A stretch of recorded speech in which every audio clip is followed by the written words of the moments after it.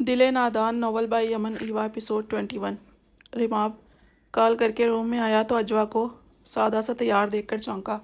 کہیں جا رہی ہو؟ وہ حیرت سے پوچھنے لگا تو گاؤن سیٹ کرتی اجوا نے شیشے سے ایک نظر اس پر ڈالی۔ یوں نہیں جا رہی ہوں اور مجھے کسی نے روکا تو آپ بات کریں گے؟ میری باقاعدہ شادی نہیں تھی کہ چھٹیاں کر کے بیٹھ جاؤں، نہ ہی ڈیٹس مجھ سے پوچھ کر رکھی گئی تھی۔ وہ سپاٹ لہجے میں بول رہی تھی۔ اجوا اب اتنا پاگل بھی نہیں ہوں میں، ولیمہ تک تو تم ویسے بھی نہ جاتی یوں نہیں، اس لیے بنا بحث کیے آرام سے بیٹھو، ولیمہ ہو جائے پھر نہ میں روکوں گا نہ دوسرا کوئی۔ رماب پھر سے بحث نہیں کرنا چاہتا تھا، اس لیے نرمی سے بول کر اپنے لیے کرتا شلوار اٹھائی اور فریش ہونے کے لیے واش روم کی طرف جانے لگا۔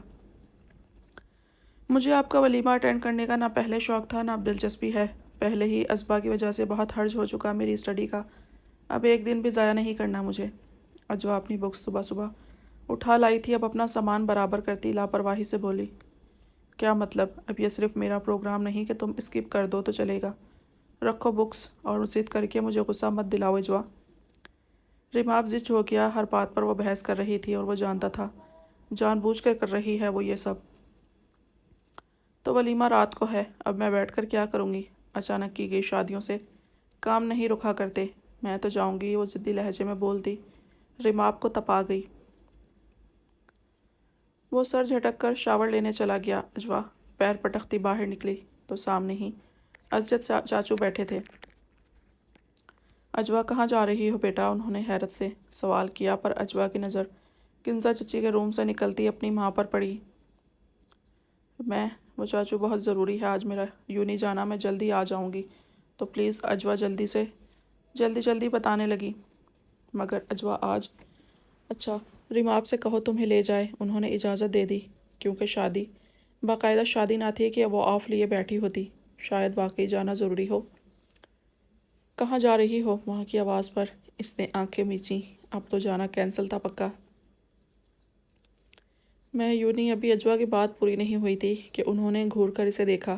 دماغ ہل گیا ہے اجوا، جاؤ کمرے میں اور اچھے سے تیار ہو، تمہاری خالہ اور ماموں لوگ آ رہے ہیں۔ ان کے حکم پر وہ بحث نہیں کر سکتی تھی۔ اسجد صاحب بھی خاموش ہو گئے تو وہ دھپ دھپ کرتی کمرے میں گئی اور ساری چیزیں پٹخ بیڈ پر دے ماری۔ آنکھوں میں بے بسی سے آنسو بھر آئے۔ اسے بس رماب کو چڑھانا تھا ہر حال میں، اور ماں نے کام خراب کر دیا تھا۔ رماب شاور لے کر آیا تو اس کی سوچ کے عین مطابق وہ کمرے میں ہی بیٹھی تھی۔ کیا ہوا؟ گئی نہیں یوں نہیں؟ اس نے مسکرا کر پوچھتے اجوا کو چڑھایا۔ گنگناتے ہوئے بال برش کرنے لگا۔ اجوا اسے گھورتی رہی، پھر گاؤن اتار کر اپنا ایک سیاہ کامدار فراک اٹھا کر واش روم میں گھس گئی۔ وہ شاور لے کر نکلی تو رماب نے اس کا ڈریس کلر دیکھا جو اسے کافی ناگوار گزرا۔ کوئی برائٹ سا کلر پہنو، یہ کیا پہن لیا ہے؟ تمہارے پاس ریڈ یا مہرون ٹائپ کوئی ڈریس نہیں ہے کیا؟ رماب نے ناک چڑھا کر اسے ٹوک دیا۔ برش اٹھاتی اجوا انسنی کی اپنا کام کرتی رہی۔ رماب دروازے پر ہونے والی دستک کی طرف متوجہ ہوا۔ تائی جان تھی، انہیں اندازہ تھا اجوا کا مزاج کل سے ہی خراب ہے، اس لیے چلی آئی اور ان کی توقع کے عین مطابق وہ سیاہ لباس پہنے سادہ سی بیٹھی تھی۔ یہ کون سا رنگ پہن لیا؟ تم پہلے دن کی دلہن ہو اجوا، انہوں نے دانت پیستے بامشکل خود کو غصہ کرنے سے روکا۔ وہ تائی جان، میں نے کہا تھا بلیک پہنو، کیا برا لگ رہا ہے؟ رماب نے اجوا کی روحان سی شکل پر ترس کھا کر اپنا نام لیا۔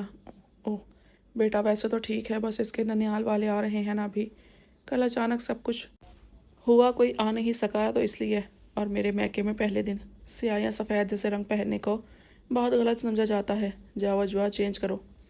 تائی جان نے مسکرا کر نرمی سے رماب کو وضاحت دیتے ہوئے اجوا کے ڈریسز کی چھان بین کی اور انگلش رٹ کر ہلکے پھلکے کام والا غرارہ نکال کر اسے پکڑایا۔ وہ منہ بناتی چینج کرنے چلی گئی۔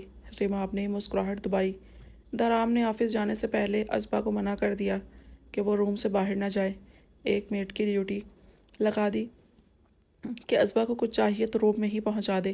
شائنہ بیگم کو پتہ چلا تو غصے سے بری حالت ہو گئی، مگر دارام سے کچھ کہہ نہ سکی، خوف تھا کہ وہ برا نہ مان جائے، اس لیے کہتی تھی لائلہ کا رشتہ مانگ لیں، اس اسبا سے لاکھ درجے بہتر تھی وہ۔ اب سوچیں، آپ جیسی سوشل لیڈی کی ہر کوئی بہو دیکھنا چاہے گا، کیسے انٹروڈیوس کروائیں گی آپ؟ ہانیہ مسلسل انہیں فکر میں مبتلا کرتی جا رہی تھی۔ مجھے کیا پتا تھا اسبا میرے گلے پڑ جائے گی؟ دارام تو میرڈ تھا، مگر ضرور یہ پاگل ریماب نے ہی اسے کنونس کیا ہوگا۔ آج کل ریماب کو ہی بہن پر بہت پیار آیا ہوا ہے۔ دارام بہت سمپل سا ہے، وہ خود ایسا ویسا کبھی نہ کرتا۔ شائنہ بیگم کو پریشانی ہو رہی تھی۔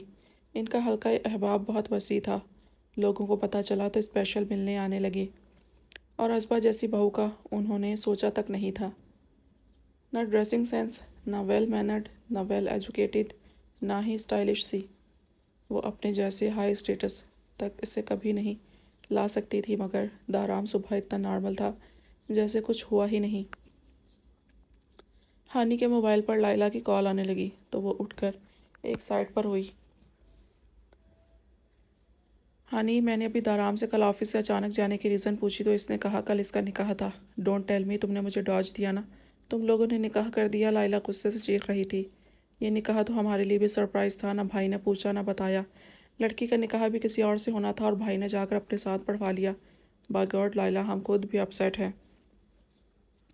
آ کر ہماری حالت دیکھو، ہانیہ نے پریشانی سے بتایا اور پیشانی مسلنے لگی۔ لائلہ کو جھٹکا لگا۔ مطلب دارام نے اپنی پسند سے نکاح کیا؟ کون ہے وہ لڑکی؟ کیا مجھ سے زیادہ پیاری ہے؟ کیا بہت رچ فیملی کی ہے؟ لائلہ نے جلن اور نفرت سے پوچھا۔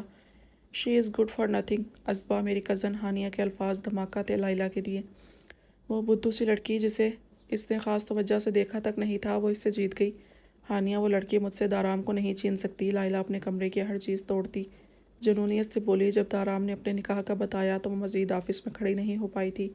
گھر آ کر بھی چین نہیں مل رہا تھا۔ ہانیہ پر بھی غصہ آ رہا تھا۔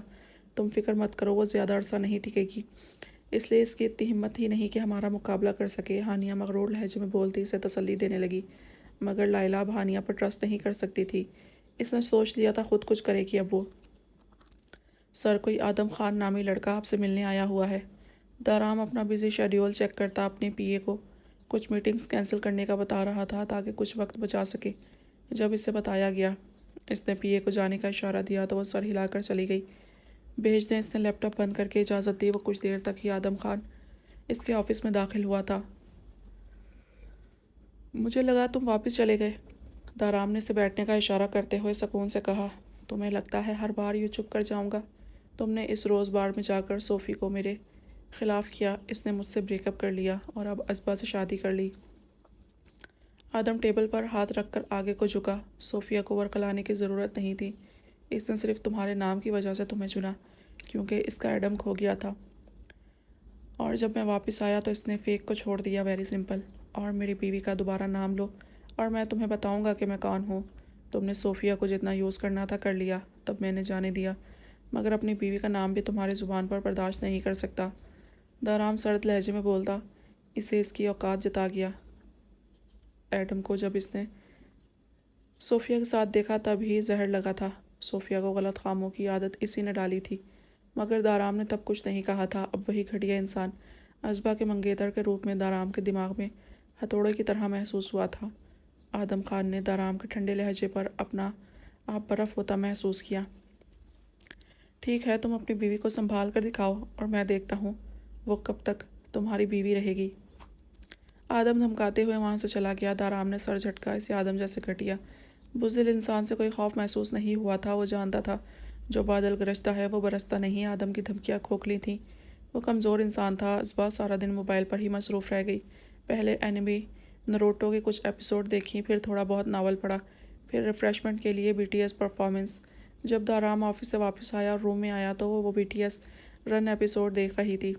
دارام کو دیکھا تو جلدی سے موبائل چھپایا۔ اب اس کے سامنے تو نہیں دیکھ سکتی تھی، وہ جانے کیا سمجھے کیا دیکھ رہی تھی۔ اس کے چھپانے پر دارام نے ٹائی کی ناٹ ڈھیلی کرتے ہوئے پوچھا۔ کچھ نہیں، بس یوں ہی وہ گڑبڑا گئی۔ دارام نے شرٹ کا پہلا بٹن کھولا اور پھر کف لنکس کھول کر بیڈ پر ایزی ہو کر بیٹھا۔ تم تیار نہیں ہوئی ریسیپشن پر نہیں جانا؟ میرا یہ ویک بہت زیادہ بزی ہے، میں نے بہت کوشش کی مگر پھر بھی لیٹ ہو گیا ہوں، لیکن ابھی 7 بجے ہیں، تم تیار کیوں نہیں ہوئی؟ دارام نے بالوں میں انگلیاں چلاتے اس سے پوچھا۔ چہرے پر تھکن واضح تھی مگر آرام کرنے کا موقع نہیں تھا۔ اگر ازبا یہاں نہ ہوتی تو وہ آج نہ جاتا۔ مجھے کیا پتہ تھا ہم نے جانا ہے یا نہیں، اور مجھے تو تیار ہونا نہیں آتا، مطلب میک اپ وغیرہ کبھی نہیں کیا میں نے، نہ مجھے کرنا آتا ہے۔ اب میرڈ ہو کر بھی سمپل چلی جاؤں؟ ازبا گلاسز اتار کر پانیوں بھری آنکھیں رگڑنے لگی۔ دارام اس کی باتوں پر سر پکڑ کر رہ گیا۔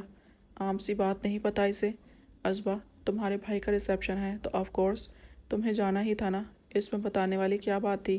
ان فیکٹ میں الگ سے فی الحال نہیں کر سکتا تھا۔ تو اسجد ماموں نے کہا تمہارا بھی یہی ریسیپشن ہوگا، بس یہ میک اپ وغیرہ والا ایشو تھا تو بتانا تھا نا مجھے، دارام نے بے چارگی سے کہا۔ اسے آئیڈیا نہیں تھا اس بات کا، نہ ہی ازبا نے اسے پہلے ایسا کچھ کہا تھا۔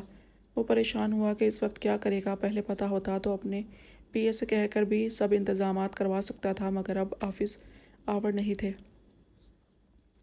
دیکھیں میں آپ کو ایک بات بتا دوں کہ مجھے ہر بات بتانا پڑتی ہے، اگر آپ بتا دیتے کہ ریسیپشن پر جانا ہے تو میں میک اپ کا بتاتی نا۔ ازبا نے رگڑ رگڑ کر گیلی آنکھیں لال کر دیں اور گلاسز لگا کر بولی، تمہاری آنکھوں میں پانی کیوں آ رہا ہے؟